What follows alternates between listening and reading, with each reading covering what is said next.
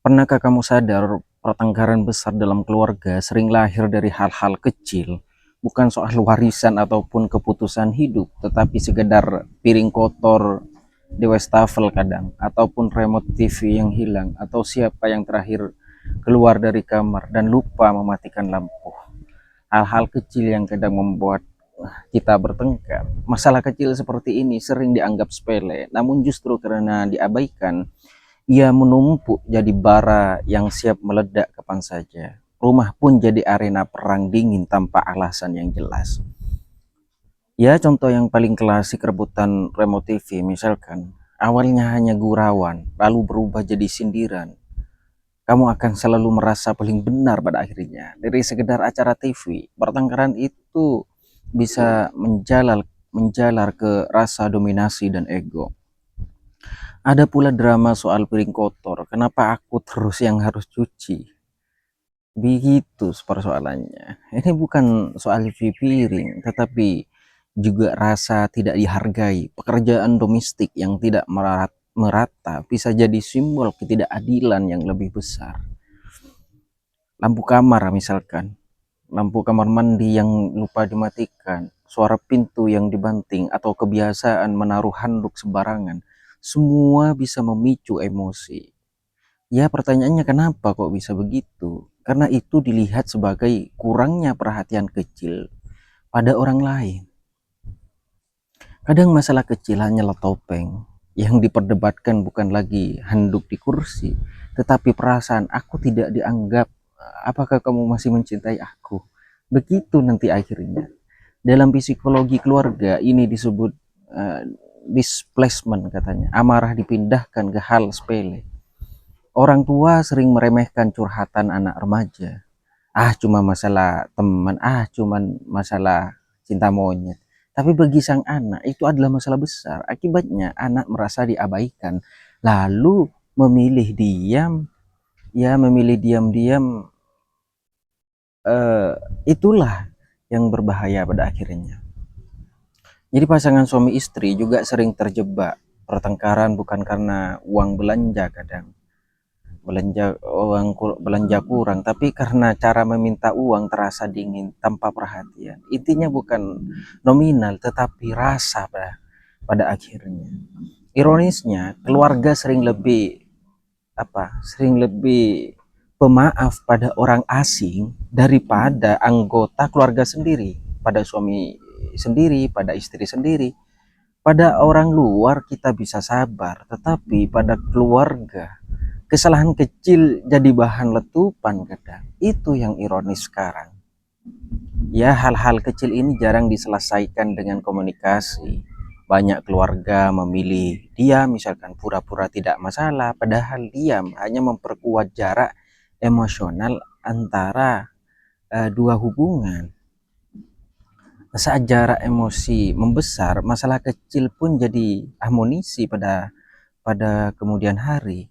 Kamu nggak pernah cuci piring, gitu nanti. Akhirnya bukan lagi keluhan domestik, tetapi simbol kamu tidak peduli pada aku. Kamu nggak nyiapin ketika aku pulang kerja, nyiapin masak, nyiapin makanan, minuman, ataupun semacamnya. Jadi masalah kecil yang berulang bisa membentuk pola toksik. Anak-anak yang tumbuh dalam rumah seperti ini bisa menganggap konflik kecil adalah norma. Siklus pun berulang di generasi berikutnya. Jadi ini sangat berbahaya. Modern storytelling dalam keluarga sering penuh drama. Satu tumpukan cucian bisa jadi bahan cerita tentang siapa yang paling lelah, siapa yang tidak adil, dan siapa yang selalu berkorban. Di era digital, masalah kecil bisa bocor ke publik persoalannya. Banyak juga curhat rumah tangga masuk ke media sosial yang harusnya dibicarakan di meja makanan, di meja makan, ataupun di dalam kamar saja, malah jadi konsumsi netizen, diumbar ke media sosial, dipasang di status WA dan semacamnya. Padahal masalah kecil justru peluang emas untuk melatih empati. Jika kita bisa peka pada hal sepele, kita akan lebih siap menghadapi badai besar yang ada dalam keluarga. Komunikasi terbuka adalah kuncinya. Mengatakan aku capek, tolong bantu aku. Itu lebih baik daripada ngomel-ngomel ataupun memilih diam saja dan bereaksi cuek. Jauh lebih sehat daripada menunggu handuk kering di kursi jadi simbol dendam. Jadi mengakui kesalahan kecil juga penting. Seringkali ego membuat kita enggan bilang, maaf aku lupa matikan lampu ya. Itu itu perkataan yang sangat, menurut saya sangat penting dalam hubungan. Walaupun itu dianggap sepele, sederhana, itu bisa menyelamatkan keharmonisan keluarga. Masalah kecil juga menguji apakah keluarga punya ruang bercanda. Kalau hal remeh bisa ditertawakan bersama, jadi hal-hal sepele, kalau hal-hal remeh bisa ditertawakan bersama, rumah jadi ringan. Tapi kalau semua dibawa serius, rumah jadi medan tempur. Intinya masalah kecil bukan soal siapa yang salah, tetapi siapa yang mau lebih dulu sadar dan sabar. Kesadaran kecil bisa jadi fondasi besar untuk keluarga yang sehat dan harmonis. Jadi kalau besok kamu lihat handuk di kursi ataupun piring di wastafel yang kotor, jangan buru-buru marah. Ingat, itu bukan sekedar handuk ataupun piring, itu undangan untuk berbicara, kemudian mendengarkan dan belajar peduli. Apakah istri kita sedang lelah ngurus anak-anak, cucian numpuk, apakah istri lagi nggak sehat. Jadi jangan buru-buru meledak dan marah tanpa diskusi. Jadi demikian, itu sekitar celotehan. Dan itu yang membuat keluarga-keluarga desa itu bertahan lama daripada keluarga-keluarga yang ada di kota. Ya karena memang di desa itu dianggapnya ya hal-hal yang sepele ditertawakan, hal-hal yang sepele itu tidak perlu ditumpuk dan harus di apa namanya. Kadang kita harus berpikir sederhana seperti orang desa.